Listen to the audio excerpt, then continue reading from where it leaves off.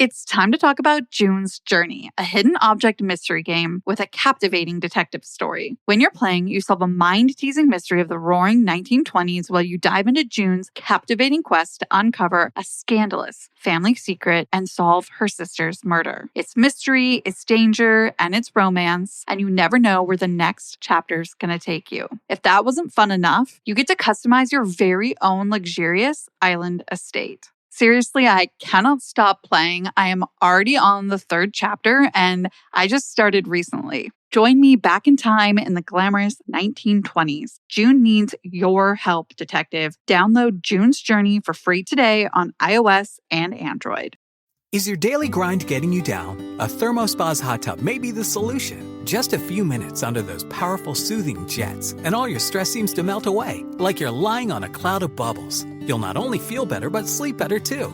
Call 877-861-4672 now, and for a limited time, save $1,250. Call 877-861-4672 or visit thermospas.com to schedule a free on-site assessment.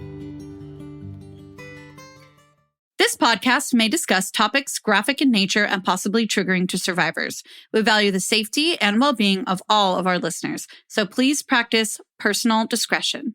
Now, enjoy the show. Hey, I'm Paige. And I'm Natalie. We're the hosts of the Murder Diaries podcast. We bonded over tacos and true crime after we matched on Bumble BFF. You know, like any normal millennial using an app to meet new friends. Every Thursday, we upload a new episode. In each episode of the Murder Diaries, we tell true crime one story at a time. One week it's my turn, and the next week it's mine. You still think it's in my head, but I'm walking with the dead.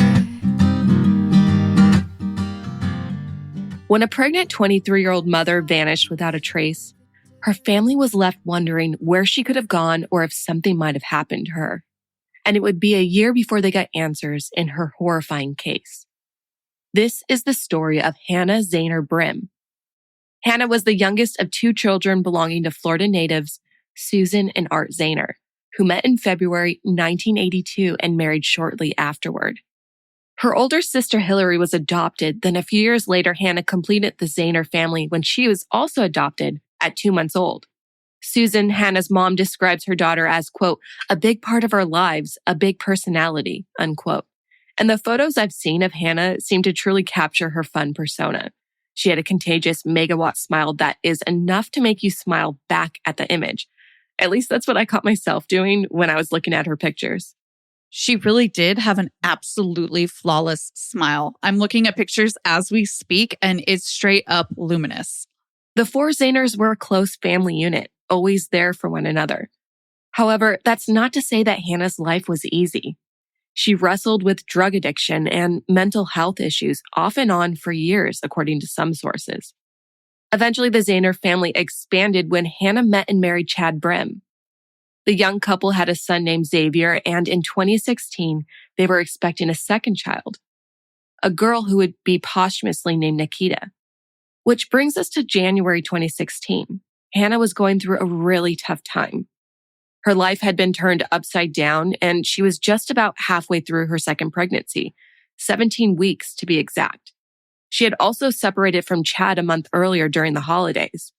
On top of all of that, Chad had maintained custody of Xavier while Hannah moved out of their marital home to live in an extended stay motel by herself. Girl was going through a lot, and I don't blame her for having a tough time. Now, for those wondering, none of the sources make it clear whether or not Hannah relapsed with her drug use.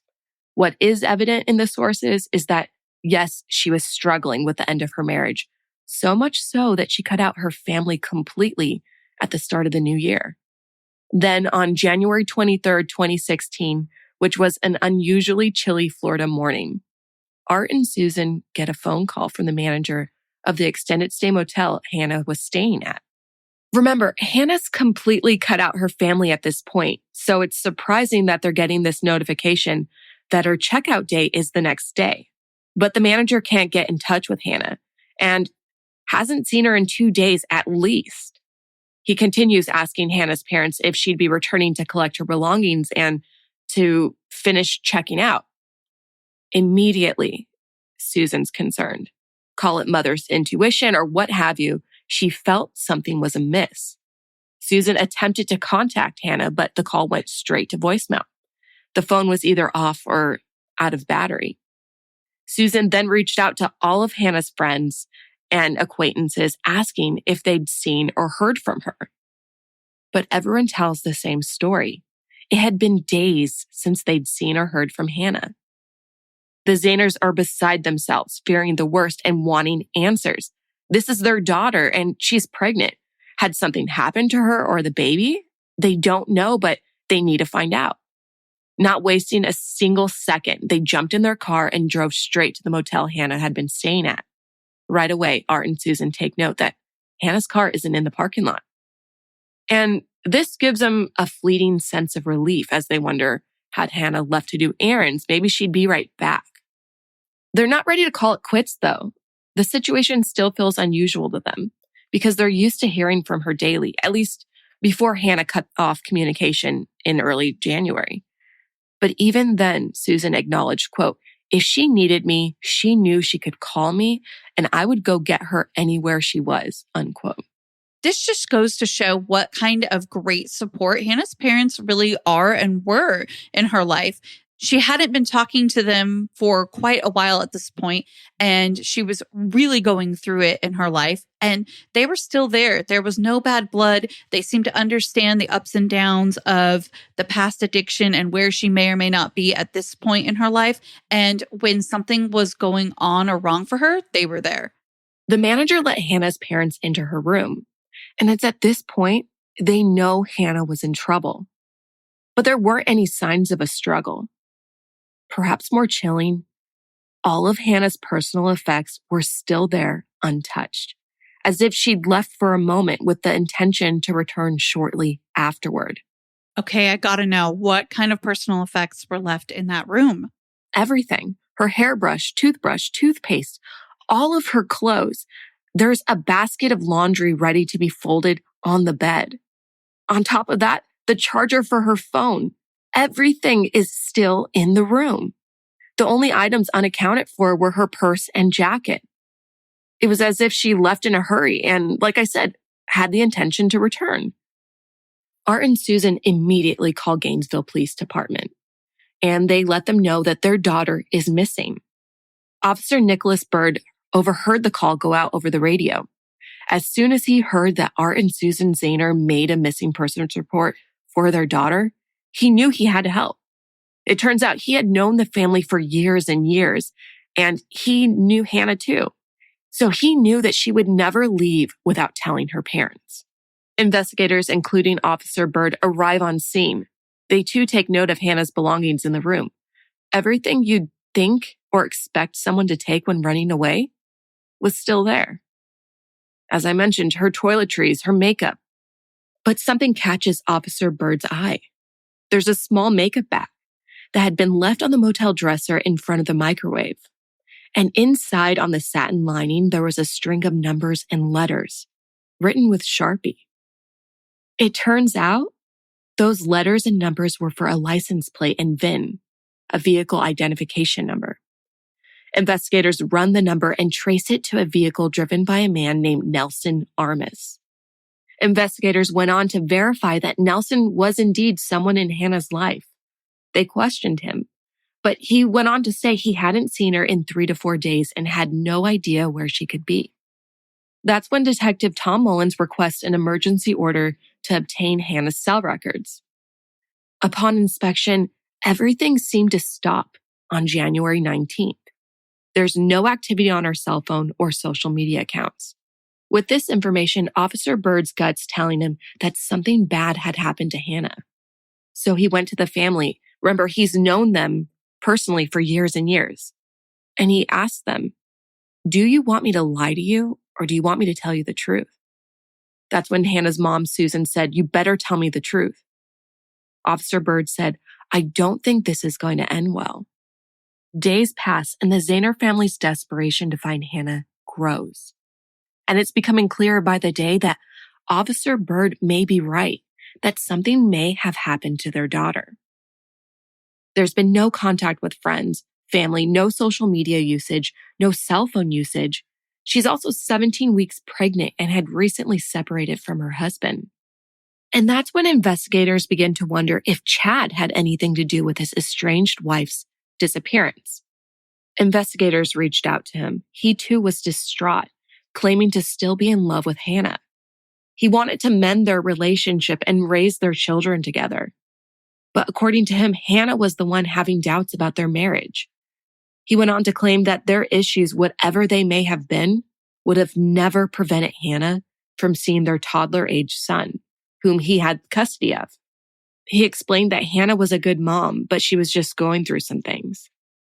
When investigators inquired about his activities or whereabouts on the 19th, he states that he was at home watching their son, but he didn't have a vehicle, so he was stuck at the house. And we all know as true crime consumers that the significant other, Hannah's husband in this case, is usually scrutinized by police. Investigators weren't able to find anything linking her husband to her disappearance, and it's not for lack of effort. Hannah's parents went on the record to agree with investigators. According to Susan, Hannah's husband truly loved Hannah and would have never even raised a hand to her.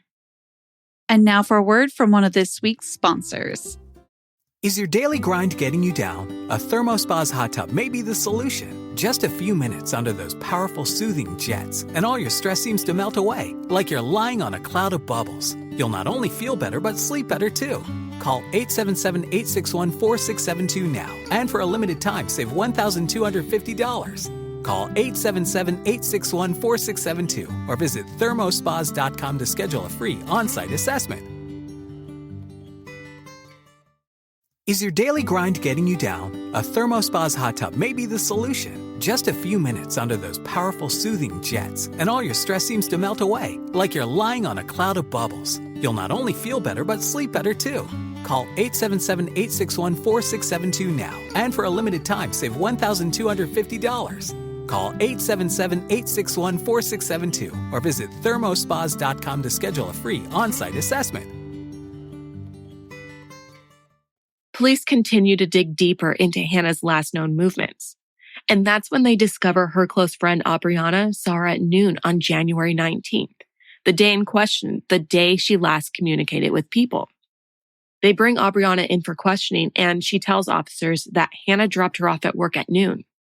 But an hour later at 1 p.m., Hannah sent Aubriana a text.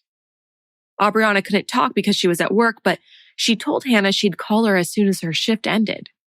Aubriana describes Hannah as being upset and confused that day, but explains she had a lot going on. She's pregnant, newly separated from her husband, and trying to figure out what direction to go in life.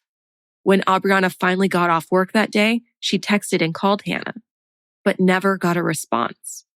And she never would again. Hannah's phone records gave investigators a new lead, though. It turns out that she had communicated with someone else that afternoon, a woman named Rebecca, who would be the last person she ever contacted on her phone. Is this Rebecca somebody that Hannah knew really well? Did her family know her? What's going on with this Rebecca? Here's what we know. Rebecca and Hannah knew each other from high school. The girls had lost contact but had recently reconnected, and they had made plans to meet up and run errands together. According to Hannah's cell records, between 2 p.m. and 2:30 p.m., there were several short phone calls between the two women that day, ranging from 2 to 3 minutes each. So police went straight to Rebecca's home to talk to her. And it's here that she tells them a wild story. According to Rebecca, minutes before Hannah was supposed to arrive, she noticed something unusual. There was a silver sedan parked on the access road that ran along Rebecca's multi-acre property. And there are photos of her property. There's a clear photo of the access road. It's a dirt road. And it's pretty far from the house, but it's a flat property, so you can see from the house to this road. Now back to the sedan. All 4 doors were open, and it appeared to be abandoned. She went to check it out and was startled when a white man with an average build and dark hair and dark facial hair jumped up from the other side of the car. He told her, "Stop. We're having sex." And at this point, Rebecca's caught off guard and embarrassed to have walked into an awkward situation. But he didn't threaten her or anything to make her fear for her life. She just felt uneasy in the situation. Rightfully so. She didn't see who he was with, but also didn't want to stick around and feel even more uncomfortable to see who the person was. She headed back to her house, and that's when she received a text from Hannah shortly afterward. The text canceled their plans, so Rebecca went about her day. She didn't see the car leave, but when she looked outside a few minutes later, it was gone. Investigators are suspicious about the odd story Rebecca's told them, and I don't blame them. It's not hard to question such a bizarre story. I would be confused beyond belief. What choice do they have too? Rebecca was the last person to have spoken with her, and she presents a bizarre story. Absolutely. But investigators begin to wonder if the strange man from that story and the cancellation that Hannah had texted Rebecca are linked. Rebecca acknowledges that she hadn't seen Hannah in years and didn't know what kind of car she drove. But when she gave the description for the car in the story, stating that it was a silver Toyota Camry 4-door, investigators realized that it matches almost identically to the type of car Hannah drove. Based on Hannah's communication with Rebecca and the description of the vehicle from Rebecca's bizarre story, police began to wonder if it could in fact have been Hannah's car.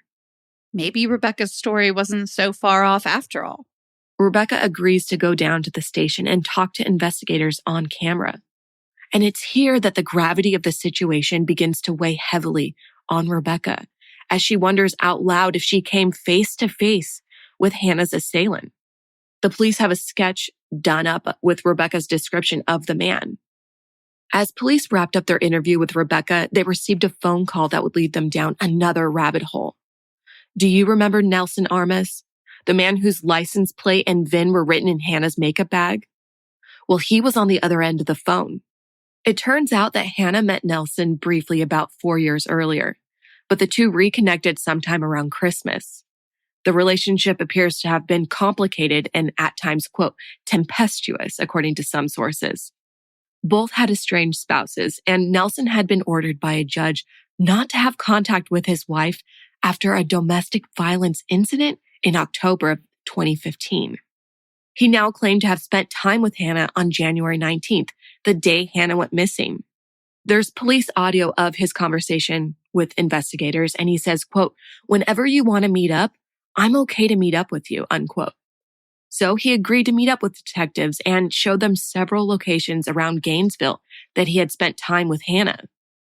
Nelson claimed to have been following Hannah's story in the news and realized his account of that day could be vital to helping find Hannah. Nelson went on to tell authorities, quote, I feel like this is priority because somebody's missing, you know?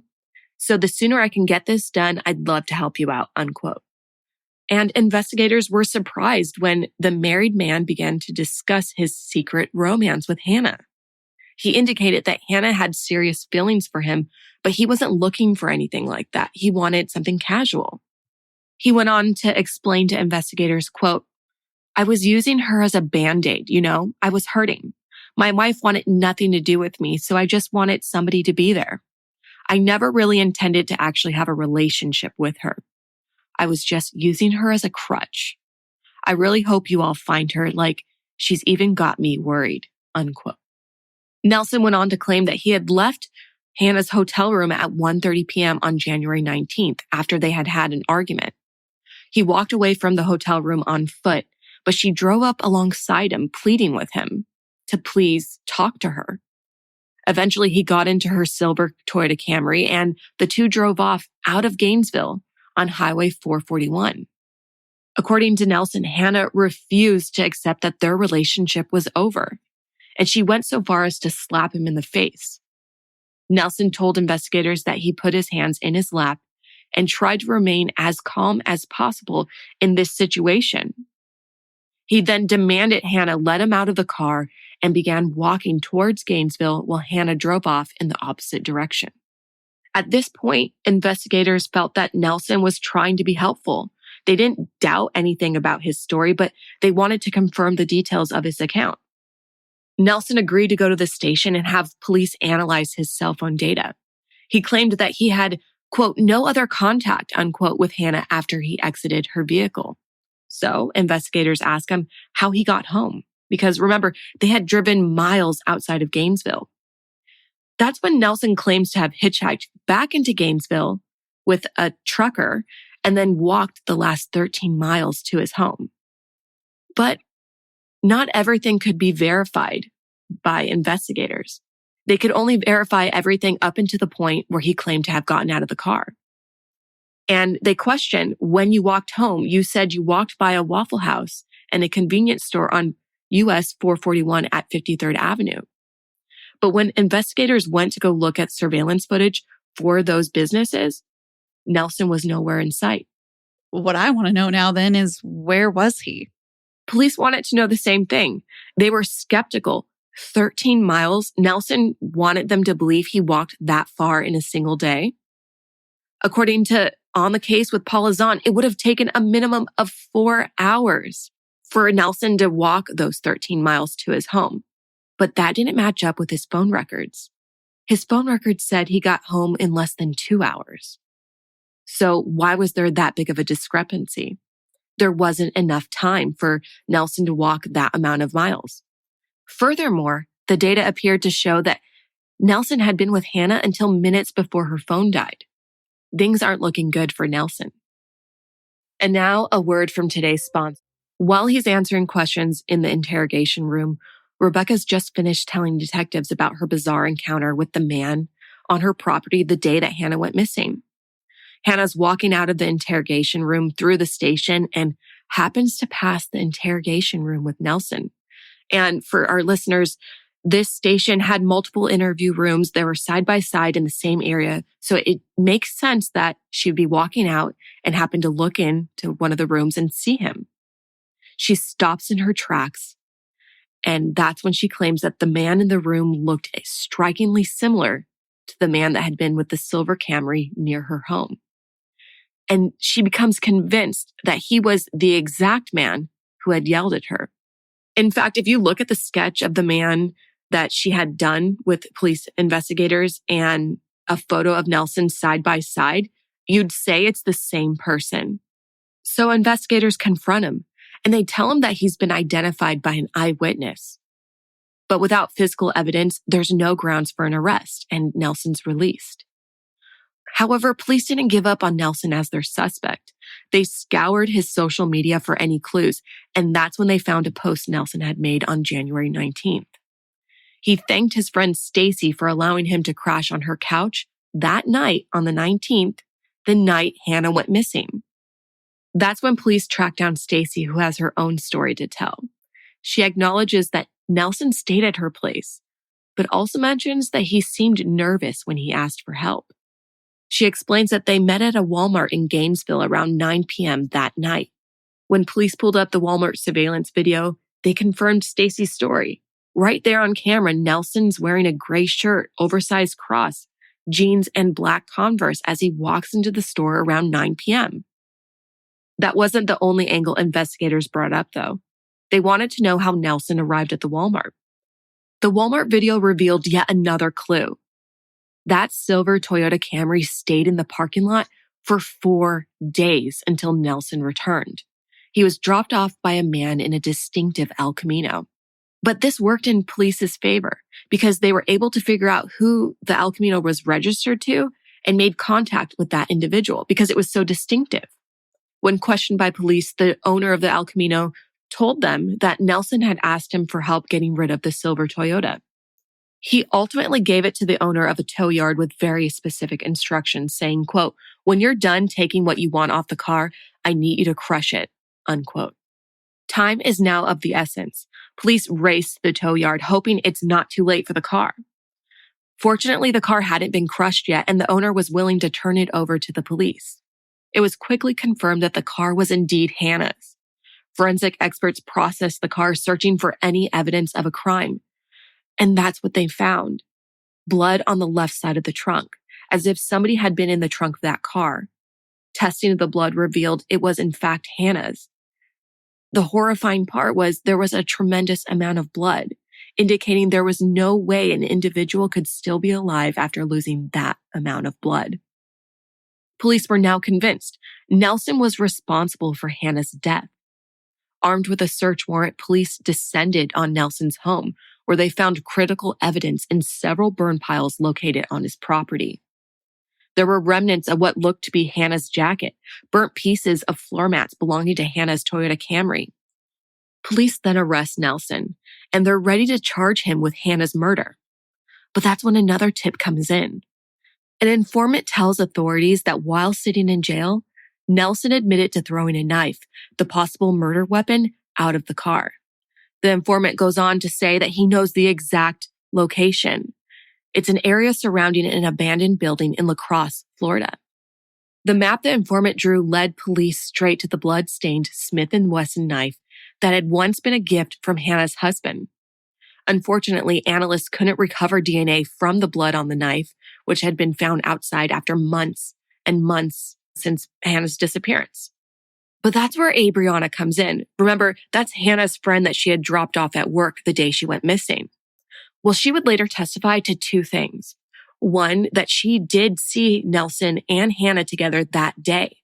And two, she would later testify that she had been playing with a knife she found in the center console of Hannah's car. And that knife had a defect that made it difficult for the blade to close. That defect let investigators know that this was the same exact knife the informant's map led them to. Nelson was officially charged with Hannah's murder and held without bond in September of 2016. While behind bars the day after the indictment, Nelson was an emotional mess. He confessed to yet another person in jail that he had murdered Hannah by stabbing her in the throat. Nelson told this new informant that he had snapped when he saw that Hannah had his VIN number and his license number in her makeup bag. He was worried she was getting too close and could potentially ruin his family or the chances of getting his family back. Remember, he was not allowed to see his wife at this time. Nelson went on to give that informant a detailed description of where Hannah's remains were. It's not to say that investigators weren't searching for Hannah's remains in the 8 months since her disappearance, but now they had a direct location on where to look. Investigators conducted a 150-person 2-day search party that combed the swampy area near Orange Heights for Hannah's remains. And on that second day, skeletonized remains were found in a wooded area near a creek and train tracks. And when I say skeletonized, I mean that they were partial and missing hands, feet, hair, and soft tissue. The bones were scattered widely in the area, and there were no personal effects recovered with her remains. The moment was bittersweet for investigators. They had all become emotionally connected to the case. There's a quote by Ben Tobias describing this moment, and I'm going to read it right now. Quote, "Once word reached the command post that Hannah had been located, officers and searchers stopped to offer prayer and thanks for the discovery." Unquote. I think that really gives us an insight into these investigators' emotions and feelings toward Hannah and her case. Like I said, they were emotionally involved. And they did believe these remains to be Hannah's, but it would take months for DNA testing to prove it. 3 years later, in August 2019, after a 2-week trial and less than 6 hours of jury deliberation, Nelson Armas was found guilty of first-degree murder. The defense did their best to damage the prosecution's case, stating that the multiple police informants who testified shouldn't be considered as reliable sources because they would be doing or saying anything to help themselves. And with that being said, there still was too much evidence against Nelson to prove his guilt. He wore shackles throughout the proceedings and remained eerily calm as the verdict was returned. Judge Philip Pena spoke directly to Nelson shortly after the verdict was returned, saying, quote, "The jury's finding of your guilt and the facts and evidence presented in this case demonstrate clearly to this court that you had disregard for human life. And if that were not enough, disregard to the sanctity of Hannah Brim's remains." He went on to say, quote, "I would be remiss if I didn't say the following. There is no mistake in my mind that Hannah Brim was pregnant at the time you committed the the murder, and you knew it and didn't care, unquote. The judge's acknowledgement of Hannah's pregnancy meant a lot to her family and her estranged husband, Chad, because they lost two people. They grieve for two people. And I happened to stumble across Chad's Facebook memorial for Hannah. But really, it's for Hannah and Nikita, which is what he named his daughter posthumously. He misses them to this day. He posts about them frequently. And I think that judge did them right by acknowledging that two lives were lost. If Justice Pena couldn't do it by the book of the law, he definitely did it with his words. Judge Pena then sentenced Nelson to life in prison for first-degree murder, with an additional 5 years for the theft of Hannah's car and 5 years for tampering with evidence for burning her body. The sentences are to be run consecutively, and Nelson was credited for time served in jail while awaiting his trial. 2 years later, in March 2021, Nelson appealed his conviction. He raised 3 unsuccessful issues on his appeal. 1, the trial court abused its discretion in denying his request to represent himself at trial. 2, the trial court abused its discretion in permitting the medical examiner to provide testimony as to manner of death. And 3, the trial court erred in denying his motion for judgment of acquittal. And that's the most recent information we have on Hannah's story. And we may not get any more. That's where we'll leave it for this week's episode. And until the next episode, you know where to reach us at the Murder Diaries Pod on TikTok and Instagram, at the Murder Diaries Pod at gmail.com, and the Murder Diaries Podcast.com. And if you haven't already, go ahead and rate, review, and subscribe to us on Spotify, Apple Podcasts, or wherever you listen. It helps us keep the good content flowing. Your 5 stars mean everything. And until then, stay safe. Bye. Is your daily grind getting you down? A ThermoSpa's hot tub may be the solution. Just a few minutes under those powerful soothing jets, and all your stress seems to melt away, like you're lying on a cloud of bubbles. You'll not only feel better, but sleep better too. Call 877-861-4672 now. And for a limited time, save $1,250. Call 877-861-4672 or visit thermospas.com to schedule a free on-site assessment. Seeking the truth never gets old. Introducing June's Journey, the free-to-play mobile game that will immerse you in a thrilling murder mystery. Join June Parker as she uncovers hidden objects and clues to solve her sister's death in a beautifully illustrated world set in the Roaring '20s. With new chapters added every week, the excitement never ends. Download June's Journey now on your Android or iOS device, or play on PC through Facebook Games.